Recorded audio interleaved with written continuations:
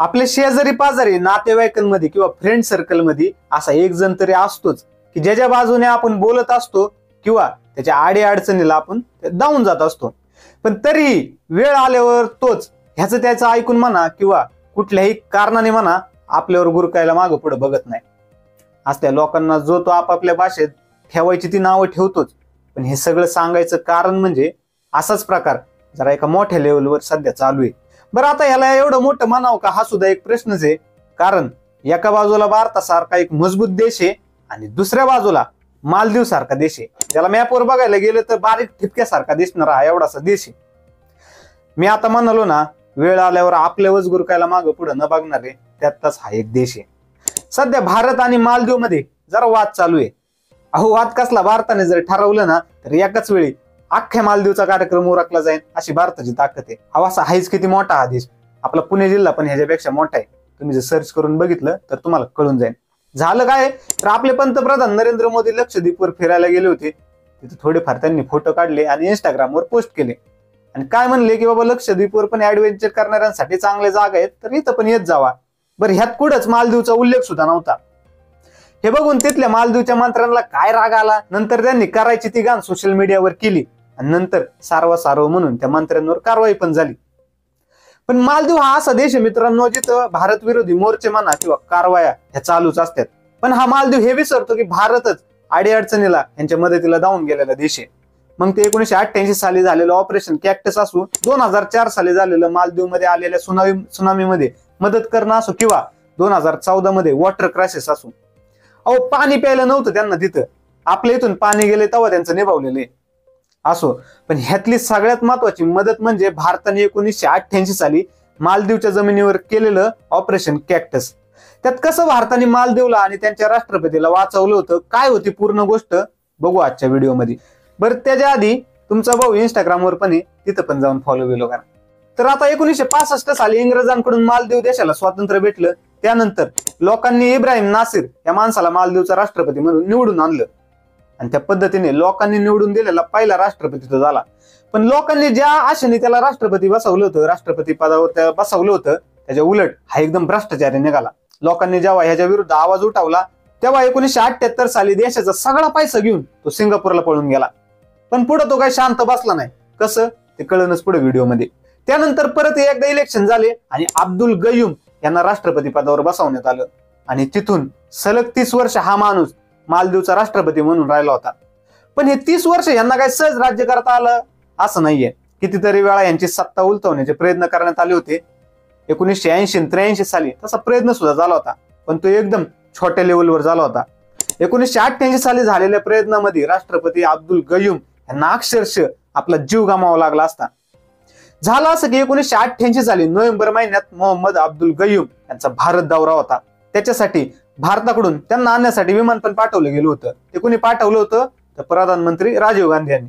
पण अचानकच राजीव गांधी यांना कलकत्त्याला काम निघाल्यामुळं त्यांनी अब्दुल गयूम यांना नंतर कधीतरी भेटण्याचं वचन देऊन आपला हा दौरा कॅन्सल करावा असं त्यांनी सांगितलं. त्यामुळे गयूम यांचं विमान परत माघारी फिरलं आणि एका बाजूने हे चांगलंच झालं, कारण त्यांच्या पाठीमागं एक मोठं षडयंत्र रचलं जात होतं.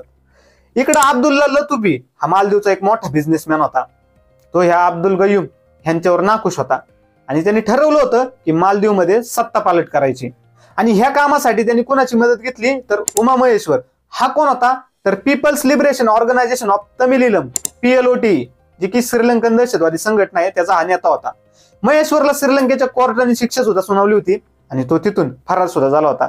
आणि ह्यांना सपोर्ट करणारा अजून एक जण होता, तो म्हणजे इब्राहिम नासिर, जो की पैसा घेऊन सिंगापूरला पळाला होता. तो जरी मालदीव मधून पळून गेलेला असला तरी त्याचं 12 लक्ष या मालदीववर होतं. तो वाटच बघून होता की कधी त्याला चान्स भेटतोय. ह्या सगळ्यांचा एक साधा सिंपल प्लॅन होता. प्रेसिडेंट अब्दुल गयूम देशाबाहेर जाणार आहे तेव्हा डायरेक्ट गव्हर्नमेंटच्या बिल्डिंग आहेत त्या आपल्या ताब्यात घ्यायच्या आणि सत्ता पालट करून टाकायची. ह्यासाठी 80च्या पेक्षा जास्त अतिरेक्यांना श्रीलंकेवरून बोलावलं गेलं होतं इथं मालदीवमध्ये. त्यांना मालदीवची राजधानी माले इथं बोटीतून उतरवण्यात आलं. यांचा प्लॅन असा होता की 3 नोव्हेंबरला सरकारी बिल्डिंगवर ताबा मिळवायचा. नंतर यांना खबर लागली की अब्दुल गयूम यांचा भारत दौरा रद्द झालेला आहे. पण असं असून सुद्धा त्यांनी सत्ता पालट करण्याचा प्लॅन सुरूच ठेवला. त्यानुसार 3 नोव्हेंबर रोजी सकाळी 4 वाजता माले इथं त्यांनी पहिला अटॅक केला. गव्हर्नमेंटच्या ज्या ज्या महत्वाच्या बिल्डिंग होत्या आणि त्यासोबतच तिथले जे रेडिओ स्टेशन होते, विमानतळ, हे सगळं आपल्या ताब्यात घेतलं. ह्या लोकांचा प्लॅन काय होता, तर राष्ट्रपती अब्दुल गयूम यांना किडनॅप करायचं, पण राष्ट्रपती भवन मध्ये पोहोचण्याआधीच राष्ट्रपती अब्दुल गयूम यांना सुरक्षित ठिकाणी हलवण्यात आलं होतं, कारण त्यांना ह्या हल्ल्याची खबर आधीच पोचली होती. पण ह्या अतिरेक्यांनी मालदीवच्या एज्युकेशन मिनिस्टर, शिक्षण मंत्र्याला आपल्या ताब्यात घेतलं होतं आणि सोबतच राष्ट्रपती भवनवर सुद्धा आता यांनी ताबा मिळवला होता. इकडे राष्ट्रपती अब्दुल गयूम यांना ज्या सेफ हाऊस मध्ये ठेवलं गेलं होतं तिथे एक फक्त टेलिफोन होता आणि तोच मित्रांनो, तोच शेवटची आशा होता बाहेरच्या देशातून यांना मदत मागवण्यासाठी. तसा त्यांनी पहिला फोन फिरवला सिंगापूरला. तिकडून सरळ उत्तर आलं, आम्ही तुम्हाला मदत करू शकत नाही. त्या पाठोपाठ पाकिस्तान, श्रीलंका यांना सुद्धा फोन फिरवण्यात आला. तिथून सुद्धा उत्तर नाहीच मिळालं. ह्यांनी अमेरिकेला सुद्धा मदत मागितली होती बरं का, पण त्यांनी सांगितलं तिथं पोहोचेपर्यंत 2-3 दिवसांचा वेळ लागन, पण एवढा वेळ अब्दुल गयूम यांच्याकडे नव्हता. ब्रिटनला फोन लावण्यात आला, पण त्यांनी सुद्धा आपण ह्याच्यात तुम्हाला काय मदत करू शकत नाही असं सांगितलं. पण त्यांनी एक सल्ला मात्र दिला की तुम्ही भारताकडून मदत मागा. त्यामुळं तिथून सरळ एक कॉल करण्यात आला. तो कॉल कोणाला केला, तर अरुण बॅनर्जी यांच्या घरात तो फोन वाजला. आता अरुण बॅनर्जी कोण होते, तर मालदीव मध्ये भारताचे हाय कमिशनर म्हणून या पोस्टवरती होते. अब्दुल गयूम यांचा भारत दौरा होता म्हणून हे बॅनर्जी साहेब आपल्या भारतात आले होते. पण हा दौराच आता कॅन्सल झाल्यामुळं नशिबाने ते अजून सुद्धा भारतातच होते. त्यांचा फोन वाजतो. इकडून मालदीव मधून सगळ्या परिस्थितीची माहिती बॅनर्जी यांना कळवली जाते. ते तडक ही खबर भारताचे त्यावेळचे पंतप्रधान राजीव गांधींना पोहोचवतात. भारताने लगेच मालदीवची मदत करण्याचं ठरवलं. राजीव गांधी त्यावेळेस कोलकात्याला होते. नंतर ते लगेच दिल्लीत आल्यावर एक अर्जंट मीटिंग भरवण्यात आली. त्या मीटिंग मध्ये इंडियन आर्मीचे चीफ, रॉ ऑफिसर्स, होम मिनिस्टर आणि जे काही महत्वाचे मंत्री असले सगळ्यांना बोलवलं होतं, कारण जे काही करायचं होतं ते लवकरात लवकर करायचं होतं. त्यावेळी एनएसजी कमांडोंना पाठवण्याचा सल्ला पी चिदंबरम यांनी दिला होता, पण त्यावेळेच्या आर्मी चीफ यांनी एअरफोर्सची मदत घेण्याचा सल्ला दिला, कारण मालदीव मध्ये उतरायचं मानल्यावर तिथली विमानतळ अतिरेक्यांच्या ताब्यात होती. आता ह्या मिशनसाठी इंडियन आर्मीच्या पॅराशूट ब्रिगेडची मदत घेण्याचं ठरवलं गेलं. त्यासाठी आग्र्यामध्ये पॅराशूट ब्रिगेडच्या हेडक्वार्टर्स मध्ये तशी तयारी सुरू केली गेली. पण प्रॉब्लेम हा होता की पॅराशूटने जर जायचं म्हणलं तर त्यांना तिथला मॅप सुद्धा माहित नव्हता. अहो एवढंच काही सैनिकांना तर मालदीवचं नाव सुद्धा माहित नव्हतं किंवा त्यांनी जसं ते नाव ऐकलं बी नव्हतं. त्यासाठी मालदीव मध्ये राहून आलेले कमिशनर अरुण बॅनर्जी यांची मदत घेण्यात आली आणि त्यांनी सुद्धा ती मदत लगेच केली. त्यांनी पॅराशूट ब्रिगेडच्या सैनिकांना बऱ्यापैकी माहिती दिली आणि आता इंडियन आर्मीची 2 विमानं उड्डाणासाठी तयार करण्यात आली. ह्या ऑपरेशन मध्ये स्वतः कमिशनर सैनिकांसोबत जे बॅनर्जी होते त्यांना विमानात बसून नेण्यात आलं होतं. पण तरीही आपल्या सैनिकांना अजून तिथली ग्राउंड रियालिटी माहित नव्हती की नक्की किती अतिरेकी आहेत आणि कुठल्या कुठल्या जागा त्यांनी ताब्यात घेतलेल्या आहेत. मालदीवच्या माले एअरपोर्टवर उतरण्याचा सैनिकांना चान्सच नव्हता. त्यामुळं त्याच्या शेजारच्या असलेल्या हुलहुले आयलंडवर उतरण्याचा निर्णय घेण्यात आला. त्यानुसार इंडियन आर्मीचं विमान रात्री 9:30 वाजता मालदीवच्या हुलहुले आयलंडवर उतरलं. त्या आयलंडवर अतिरेक्यांनी अजून तरी ताबा मिळवला नव्हता. आणि मित्रांनो, इथे एक गोष्ट लक्षात असू द्या, मालदीव मधून फोन आल्यावर फक्त 7 ते 8 तासाच्या आत इंडियन आर्मीचे सैनिक मालदीवच्या जमिनीवर मदत करण्यासाठी पोहोचले होते.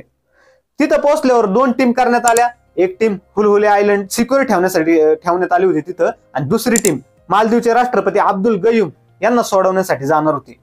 सैनिकांना आयलंड वरून बोटीने मालेपर्यंत जावं लागणार होतं. पण बोटीने जात असताना सैनिकांच्या लक्षात आलं की समोर अतिरेक्यांची एक जहाज त्यांची वाट अडवण्यासाठी थांबलेली आहे. त्या अतिरेक्यांच्या जहाजावर एक रॉकेट सोडलं गेलं, त्यामुळं ते जहाज लांब निघून गेलं. पण ह्यांना अशीच सुट्टी मिळणार नव्हती, कारण आता इंडियन नेव्ही सुद्धा या ऑपरेशन मध्ये सहभागी झाली होती आणि INS गोदावरी, INS बेतवा या जहाजाने त्या अतिरेक्यांच्या मागे लागायला आता सुरुवात केली होती. इकडे मालेमध्ये पोहोचल्यावर ब्रिगेडियर फारुख बुलसारा तेव्हा ऑपरेशन लीड करत होते. ते राष्ट्रपती गयूम यांच्या बरोबर फोनवर पहिल्यांदा बोलले. त्यात त्यांना फोनवर सुद्धा गोळ्यांचा आवाज ऐकू येत होता. अतिरेकी त्यांच्या इतक्या जवळ पोहोचले होते. रात्रीच्या 11:30 वाजता इंडियन आर्मीचे सैनिक राष्ट्रपती गयूम यांच्यापर्यंत पोहोचले. त्यांनी त्यावेळी बघितलं की मालदीव देशाचे राष्ट्रपती अब्दुल गयूम हे त्यांच्या परिवारासोबत अक्षरशः थरथर कापत होते आणि एका जागेवर बसून अक्षरशः घाबरून गेले होते. त्यांना लगेच तिथून हलवण्यात आलं. इतके घाबरले होते की त्यांनी सर्वात आधी त्यांना नॅशनल सिक्युरिटी हेडक्वार्टर मध्ये आपल्याला नेण्याची रिक्वेस्ट इंडियन आर्मीच्या सैनिकांना केली.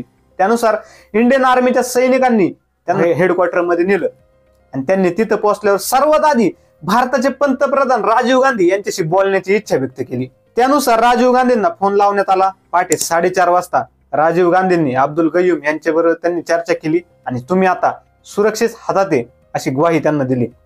इंडियन आर्मीने त्यावेळी फक्त मालदीवच्या राष्ट्रपतींनाच मित्रांनो वाचवलं नव्हतं, तर तिथं अटॅक केलेल्या अतिरेक्यांना सुद्धा मालदीव मधून पळून लावलं होतं. काही जणांना तर मारलं पण होतं आणि जे उरले होते त्यांना आपल्या आर्मीने काही सहज जाऊन दिलं नव्हतं. आधी सांगितल्याप्रमाणे इंडियन नेव्हीची जहाज सुद्धा या अतिरेक्यांच्या जहाजामागे लागली होती, जी समुद्रात इंडियन आर्मीच्या सैनिकांना अडवण्यासाठी थांबली होती. अतिरेकी श्रीलंकेच्या बाजूला पळून चालले होते. त्यांनी 25 पेक्षा जास्त लोकांना किडनॅप केलं होतं. आपला पाठलाग होतोय हे बघून 2 जणांना जे किडनॅप केले होते त्यांनी मारून समुद्रात टाकून दिलं. इंडियन आर्मीला हा इशारा होता की त्यांनी इंडियन आर्मीने आपला पाठलाग बंद करावा, पण झालं उलट. इंडियन नेव्हीच्या जहाजांनी अतिरेक्यांच्या जहाजाचा सुद्धा ताबा मिळवला. किडनॅप केलेल्या लोकांना तर सोडवलंच, पण अतिरेक्यांना सुद्धा खेचून इथं मालदीवच्या मालेमध्ये आणलं गेलं, तिथं कायदेशीर कारवाई व्हावी यासाठी. या सगळ्या प्लॅन मागे असलेल्या अब्दुल्ला लतुफी याला सुद्धा पकडण्यात आलं. नंतर 4 नोव्हेंबरच्या सकाळी 8:30 वाजता राष्ट्रपती अब्दुल गयूम मीडिया समोर आले आणि आपल्या लोकांना संबोधित केलं. इकडे राजीव गांधींनी संसदेत सुद्धा आपल्या सैनिकांचं या ऑपरेशनसाठी अभिनंदन केलं. हे ऑपरेशन सक्सेसफुल तर झालंच होतं, त्यानंतर सुद्धा सगळं काही तिथं ठीकठाक राहावं यासाठी पुढच्या 1 वर्षापर्यंत इंडियन आर्मीचे सैनिक मालदीवमध्ये तैनात करण्यात आले होते, गडबड वगैरे नको व्हायला म्हणून.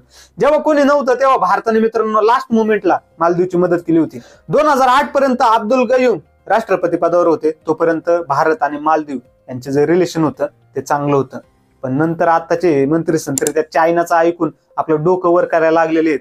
पण वेळ आल्यावर त्यांचा सुद्धा कार्यक्रम करायला इंडियन आर्मी कायम तयार आहे, हे त्यांनी लक्षात ठेवायला हवं. तर हा होता मित्रांनो व्हिडिओ इंडियन आर्मीने मालदीवमध्ये केलेल्या ऑपरेशन कॅक्टस बद्दलचा. तुम्हाला हा व्हिडिओ कसा वाटला मला खाली कमेंट करून नक्की सांगा. व्हिडिओ जर आवडला असेल तर व्हिडिओला लाईक, शेअर आणि चॅनलला सबस्क्राईब नक्की करा, कारण तुमच्या एका सबस्क्राईबमुळे आपला हा चॅनल ग्रो व्हायला खूप मदत होणार आहे. सो प्लीज चॅनलला सबस्क्राईब करा. आता डायरेक्ट पुढच्या व्हिडिओमध्ये, तोपर्यंत तुमच्या जवळच्यांची काळजी घ्या. थँक्यू सो मच, तुम्ही हा व्हिडिओ इथपर्यंत बघितला. थँक्यू.